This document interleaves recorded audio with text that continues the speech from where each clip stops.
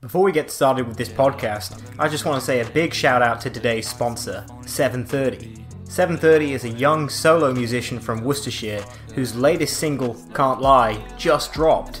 It's available to listen to pretty much anywhere, but probably the best place to check it out is on his Spotify page.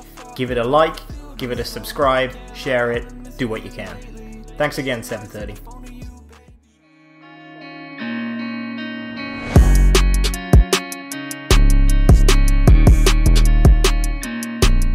Hello everybody, welcome back to another episode of Harry's Half Hour, hosted by me, Harry D. I'm one half of the Dude What crew, if you can call us that, it's just two guys.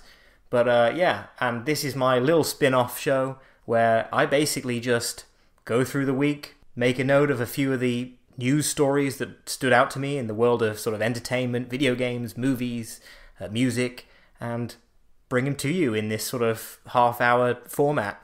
So, let's get straight into it. There has been a little bit of news this week.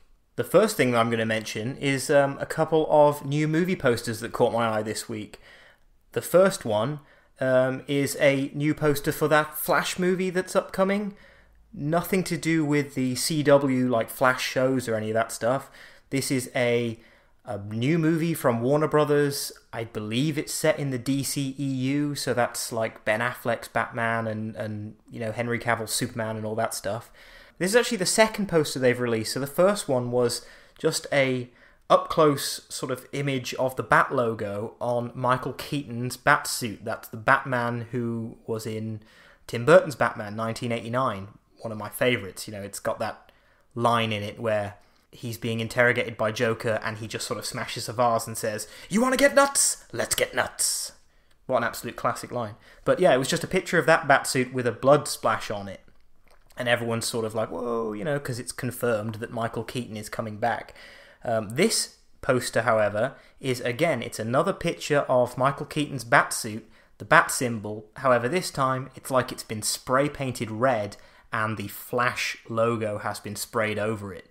I don't really know what that means, other than it seems like they are really putting a lot of Batman in this film. A few of the other podcasters I listen to and other shows and that are basically just saying that, is this going to be a new Batman movie? Because earlier, about a month ago now, they announced that, obviously after they announced Michael Keaton was coming back, they announced that Ben Affleck is also coming back. So there's like two Batmen in this movie now. We're seeing a lot of Batman, we're not really seeing much Flash. So for someone like me who does not like Flash at all, but really loves Batman, this is awesome news, because it looks like we're just going to get a whole lot of Batman. But yeah, I don't really know what to make of this. Seems like they are really putting their chips on the sort of Batman thing, hoping that maybe more people will, pay attention if it's Batman and not Flash. But I think they said it was going to follow the Flashpoint storyline. If you're into comic books, you'll know that this story is, I don't really know, to be honest. I'm not really into the Flash. But it's something to do with Flash sort of breaking dimensions and other, versions of certain characters sort of colliding with other ones. Hence why we're getting Michael Keaton's Batman, coming back. First time since 92 or something when Batman Returns came out. But yeah, so we had the Batman poster.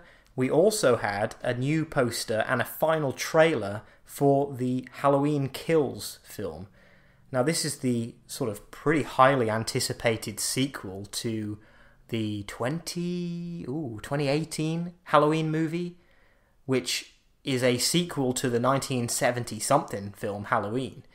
It just sort of completely rewrites history and gets rid of all of the sequels, because you know what they did with those slasher films back in the day where they made like 14 sequels and things. So this gets rid of all of those. If you haven't seen the 2018 Halloween, you should check it out. It's absolutely fantastic. The cast is great, and it really does sort of bring Michael Myers back, because I think he got a bit lame. He just sort of slowly walks around, but he got a bit lame. But at the end of that film, without... maybe I should... Alright, there's spoilers for that. But at the end of Halloween, Michael Myers is trapped in a massive house fire. It seems like he is done. They've trapped him in the basement, they're burning the house down, and they're just sort of watching the house burn. Obviously, he's going to get out. We all know it. We all knew that there was going to be a trilogy of these films. So this poster is an up-close shot of the famous sort of Michael Myers mask, which I believe is actually supposed to be a William Shatner mask from Star Trek. But he's wearing the mask and it's all like burnt and melted on the one side. I haven't actually watched the new final trailer for it yet, so I can't really talk about that too much. But basically what I'm saying from this is you should really watch that Halloween film, even if you're not into the sort of slashery genre. It's just really good how they've sort of dealt with the passage of time and what the characters are up to now, because it's been 50 years or something, I don't know. So along with a few new movie posters, there are also quite a few notable releases out this week. I didn't mention Shang-Chi or Shang-Chi in last week's episode, which came out, the latest Marvel film, doing really well. A lot of people thought that it might not do so good because he's like an unknown character, but it's dominating at the minute.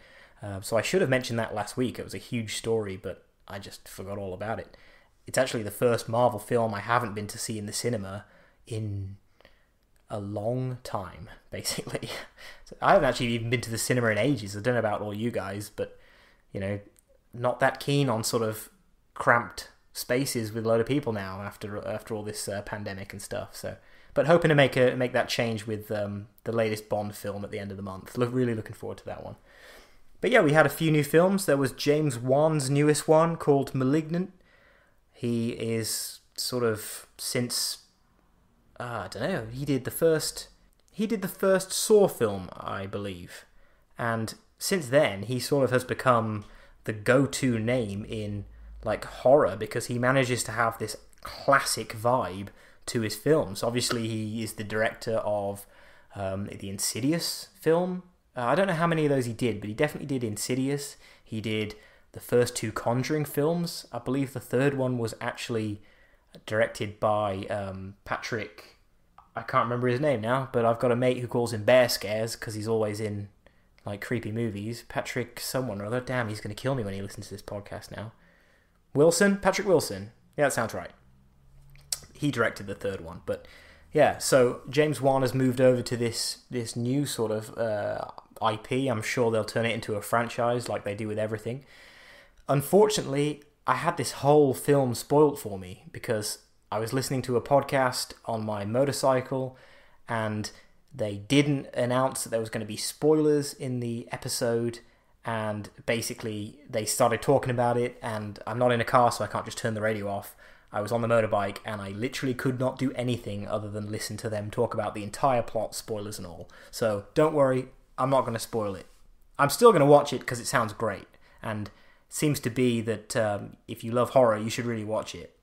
We also had a new film on Netflix come out called Kate. It stars Mary Elizabeth Winstead, and that was pretty good. It's sort of like they're trying to cash in a little bit on the John Wick series. It's very much neon, guns, fast music, and getting badly injured. Pretty good, I would say that. I mean, I watched this sort of the day it came out on Netflix, and I think she does a great job at kicking ass, but I actually felt like the story sort of wasn't really there. It was a bit too much sort of just, here's a lot of, violence that's not particularly choreographed well, or at least it is, but it doesn't when you compare it to the John Wick films, for example. But if you're into those sort of films, then you should check it out. It's called Kate. It's on Netflix now. Now, a pretty wacky film that I actually just finished watching that came out this week was a film called Prisoners of the Ghostland. Now, this film stars Nicolas Cage doing what he does best, going full Nicolas Cage. And it's set in a sort of very strange nuclear apocalypse, Mad Max, weird cowboys and samurais sort of time. Very hard to understand the film. I believe it was shown at a pretty big film festival and got a good sort of audience feedback. I unfortunately watched it without subtitles, and I believe that there is a lot of Japanese in this film, so I didn't understand a whole lot of it, but it's just fantastic to see Nicolas Cage going full Caging out. The only thing I can think of when I say Nicolas Cage is that meme where it just says, "Despite all my rage, I'm still just Nicolas Cage." And yeah, he goes all out. Like at one point, he has to wear a suit which is, full of explosives, and if he does something wrong, the explosives will go off. It's very much 2016 Suicide Squad vibes. But instead of just having like a chip in his neck that's going to blow up, he actually has explosives wrapped around his balls. And it's not spoiling it, but at one point one of those goes off. And it's just funny. It's just great to see Cage.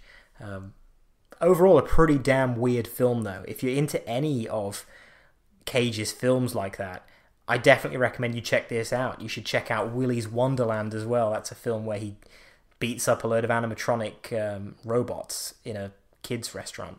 Fantastic. I also watched him in a film called Mandy as well that was just incredibly weird. But if you like Cage, you really will like Prisoners of the Ghostland. Hopefully. Another film that came out this week is Hugh Jackman's latest one. It's called Reminiscence, and I'm actually in the process of watching it the minute. I don't really know too much about it, other than it's about a guy who sort of runs a business where people can revisit their past. I should say that it's set in sort of I guess you could call it an apocalyptic future, where the sea levels have risen to the point where most of these cities, especially the US cities where it's set, are like partially underwater. So a lot of people aren't really very happy with the current situation and they want to sort of go back. It looks like it's going to go full sci-fi and become almost like an Inception sort of thing. I really don't know yet, though, because I'm like 15 minutes in. I actually paused it to do this podcast, so I don't really know too much about it. Other than, Hugh Jackman, big fan because of the whole Wolverine thing. I grew up with Hugh Jackman as Wolverine, basically, so gotta love the guy. So that was sort of it on the new releases. I'm sure that there are loads of new releases, ones that you've heard of, ones that I haven't heard of.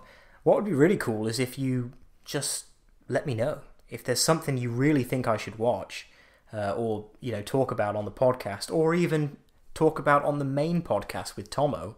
Watch it and review it and stuff. Let us know. That would be cool. Send an email to dudewhatpodcast, that's WUT podcast, @gmail.com. You can send us a voice message on SpeakPipe, that @dudewhatpodcast, or get us on Instagram or whatever, wherever we are. We're all over the place. Some other movie news. Sean Bean has been cast in a film. Well, he's been cast the lead role in a film called Knights of the Zodiac. Now, I briefly did a bit of research on this, and I believe that it is based on like an 80s Japanese manga. Don't really know too much about it, as I've said in the last episode, as I say in pretty much all the episodes. I'm not really a big fan of that sort of thing, of like anime and stuff like that, but I am a fan of Sean Bean. Of course, we all know what this means. It means he's going to die, like, probably a quarter of the way through this film, but, he's still great. Every time I think of Sean Bean, I just think of the Sean Bean You Bastard compilations. If you haven't seen that, go on YouTube, type in Sean Bean You Bastard compilation. It's literally about 5 minutes of him just saying, "You bastard! You bastard!" From like all of his different films. It's fantastic. I never get sick of hearing him say, "You bastard." I see that Fantastic Beasts number 3 has been given a release date and also a title. So the title they've decided to give it is called Fantastic Beasts ... The Secrets of Dumbledore. Now, I haven't actually watched the second one. I've seen the first one, but I haven't seen the second one. I hear that, I know that Jude Law was cast as a sort of young Dumbledore in that, and I think he went down pretty well. I mean, I couldn't say for sure because I'm actually not that big a fan of the Harry Potter films in general. That sort of wizardy stuff doesn't really do it for me. If you're talking wizards, you're talking Gandalf, you're talking Lord of the Rings. But, other people, wizards, Harry Potter, Dumbledore, that sort of thing. So they've given it that title, and they've given it the release date of April 15th, 2022. I know it's a massive franchise, so I know a lot of people are really going to be happy with the fact that they are going ahead with the third one. I knew that there was a lot of controversy around this because of obviously Johnny Depp. What was it, like Warner Brothers basically sacked him after like a week's work, but they had to pay him his full salary or something like that.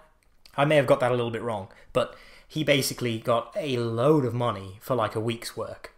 But he also got kicked out of the franchise, so that's not great. But anyway, I'm probably on the Johnny side, justice for Johnny and all that. It seems like, I'm not going to get into it, but guy's going through a rough time. British actor O.T. Fagbenle has sort of weighed in this week on the whole Scarlett Johansen Disney situation. I don't know if you've heard about this. It was a big deal back in July or something when Black Widow came out. So I don't want to have to get into it massively because it's a big subject and it's in depth. You should probably just sort of do your own research on this.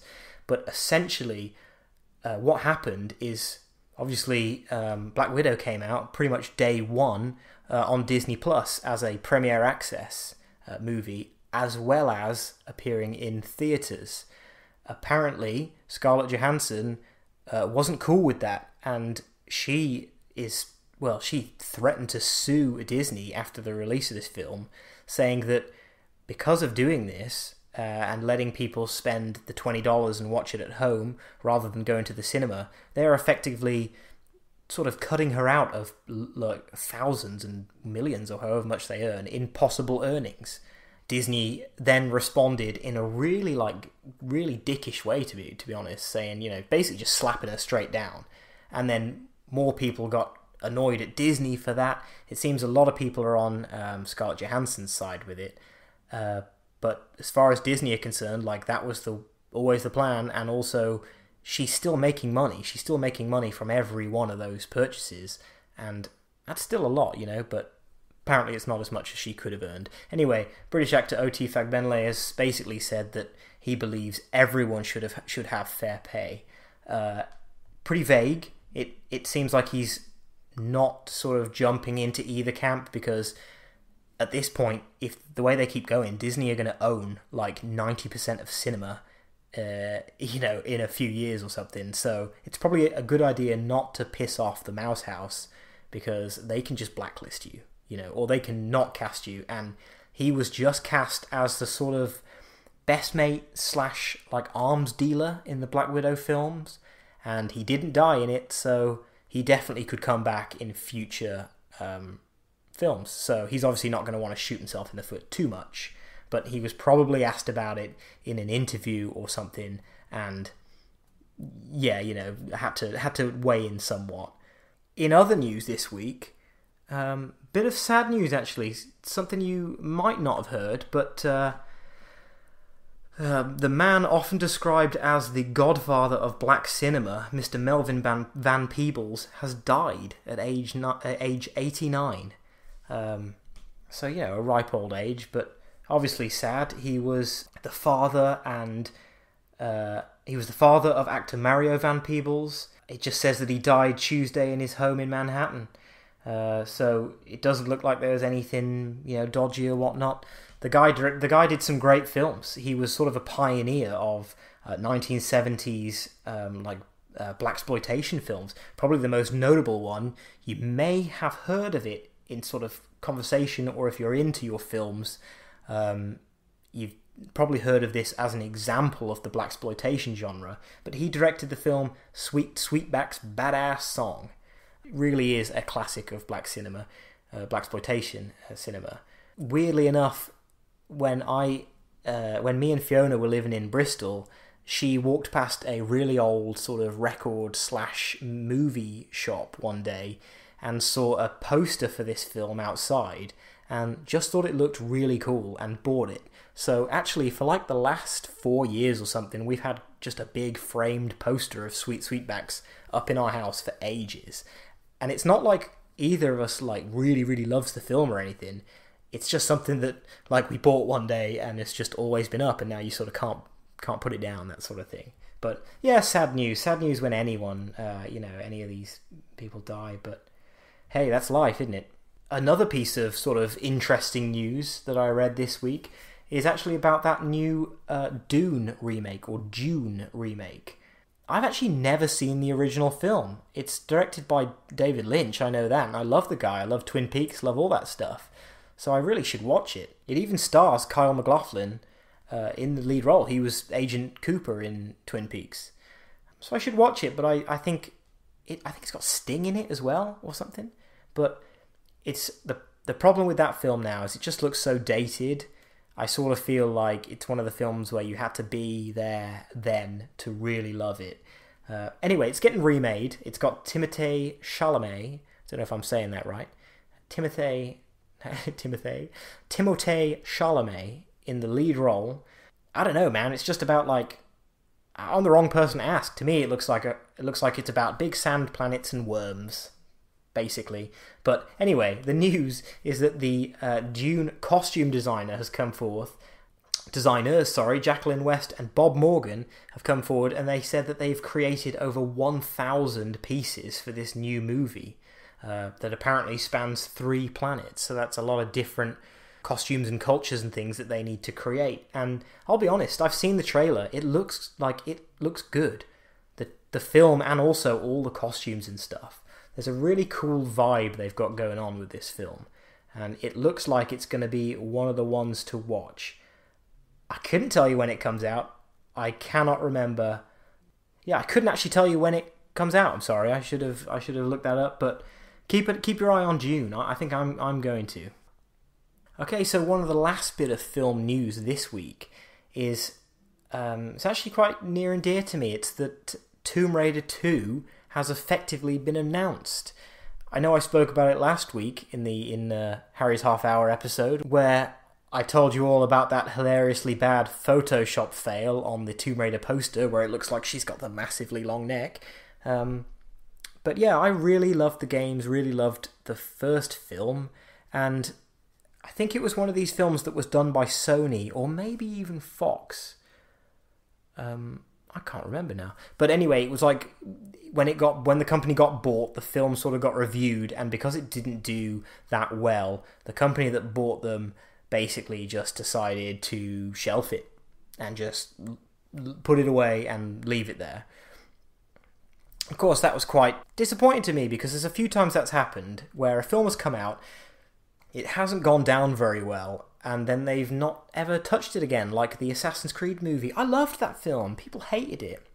Same with Tomb Raider. But anyway, good news, everyone. Tomb Raider 2 has effectively been announced, and we know this because it was confirmed that Lovecraft Country, which is a show that I really recommend you check out, actually. Me and Fiona watched that, and it's only like 1 season, which is a shame, but it's great. It's gripping, and it's just great. But anyway, the showrunner of that show, a woman called Misha Green, is confirmed as taking over from Ben Wheatley as the director for it. So because that bit of news has come out, we know that they're working on it. You know, it is happening. It looks like obviously Alicia Vikander is returning as Lara Croft, and we can expect Kristen Scott to return as the character Anna Miller. If you saw the film. Don't really know anything else about it. I reckon that because the first one followed the first game, that's the 2013 game storyline, it's a pretty safe bet to say that this new one will follow that game's sequel storyline. So we're probably going to be seeing a lot of snow and a lot of rock climbing in this one, as opposed to sort of Asian island, as we got in the last one. But yeah, just thought I'd share that. I know not a lot of people care about it because it's considered a crap film, but I loved it. It was great. Last little bit of news for you today. It's actually video game news. I know when I do this, I say I'm going to talk about all sorts of stuff, but obviously there's so much more sort of movie news than there is anything else. I mean, don't get me wrong, there's plenty of music news, because that's another thing I want to cover. I love music. However, there's so much that comes out, and I'm into a lot of stuff, but I'm not into everything, and a lot of these more modern things just go straight over my head. So the people that I'm looking for haven't released anything at the moment, apart from an album actually called Faster by Samantha Fish that I've been listening to loads since it came out last week. But yeah, nothing from the music world, but this one is a bit of video game news. And it was actually somebody, I believe it might have been Game Informer or Kotaku, one of the two. Somebody got some hands-on gameplay on the new Marvel's Guardians of the Galaxy game, which is coming out. And they gave a sort of very brief review on what they thought about it.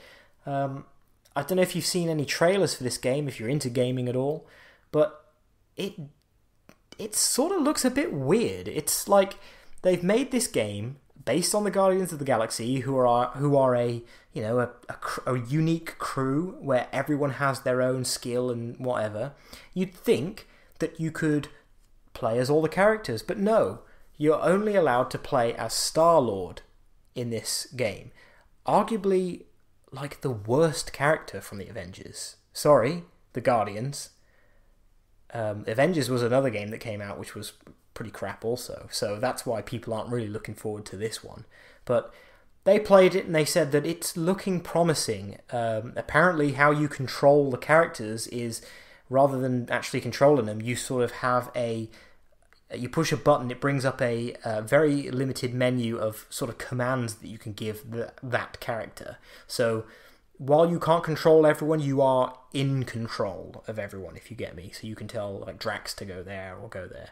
They said that the combat was pretty good, but from what they played, they couldn't really get a good feel of it. So it sort of looks promising, but I don't really have high hopes for it. I usually pre-order games. I'm one of the people that still pre-orders games this day and age. I usually pre-order games that I think are going to be really good, but I'm not going to pre-order this. I don't even think I'm going to buy this, to be honest. I'm not a huge fan of how it looks, and, briefly mentioning the Marvel's Avengers game, which I'd mentioned in a podcast, actually, with me and Tomo a few weeks back. That was a massive letdown, and for me, unless you're going to do a game based on the movies, I'm just not interested. I'm not really interested in any of those new superhero games, like the new Spider-Mans or any of that stuff, to be honest. So, the show's called Harry's Half Hour. I'm always really cautious about when I do this. Am I going to be able to talk for half an hour? But if you know me, you'll know that, yeah, I ramble on. And probably a lot of this podcast is just impossible to follow because I'm rambling so much. And I'm also very bad at editing. So if there's a lot of like awkward jump cuts and things, or just cuts in the audio, yeah, that's just me editing out the amount of times that I say because it really is like in the hundreds every time. But yeah, so I try and get this as close to half hour as possible. I think the name's stuck. We're going to call it Harry's Half Hour from now on. And we've actually come to the end of another episode. I really hope you've enjoyed it. I really have enjoyed it, but then again, I'm just talking about shit that I love, so, I hope you sort of love that shit along with me, basically. What would be really cool, though, is if you send an email to us and let me know what you think, because without your sort of direct feedback, I don't know how well I'm doing, basically. And if this is crap, I don't want to keep making episodes and sort of embarrassing myself with crappy content. So please let me know if it's bad. Please let me know if it's good. Hopefully it's good. I'm going to carry on making these episodes, basically, until you tell me to stop. So if I don't hear anything, I'm just going to assume that you guys love it. As I said, I really enjoy making these episodes, but I also really enjoy making the episodes with Tomo, the full Dude What episodes. We've got a new one coming out next week. We're trying something different. It's going to be the first, I'm going to give a little bit of a spoiler, it's going to be the first video game we're doing. So you should definitely tune in on Tuesday, check that thing out. It's going to be fun. Anyway, guys, I've been Harry Dowling. You've been listening to Harry's Half Hour. Hope you've enjoyed it. Look after yourselves, alright? Because it's tough today's day and age. Just take care of yourself and peace, one love, and all that. Take it easy, guys. See you later.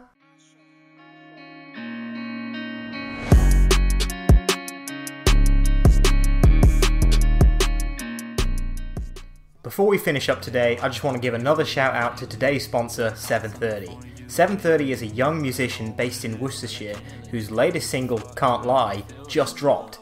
It's available to listen to pretty much anywhere, but the best place that you could check it out would be on his Spotify page. I'll put a link below. Please like it, share it around, do what you can. Thanks again, 730.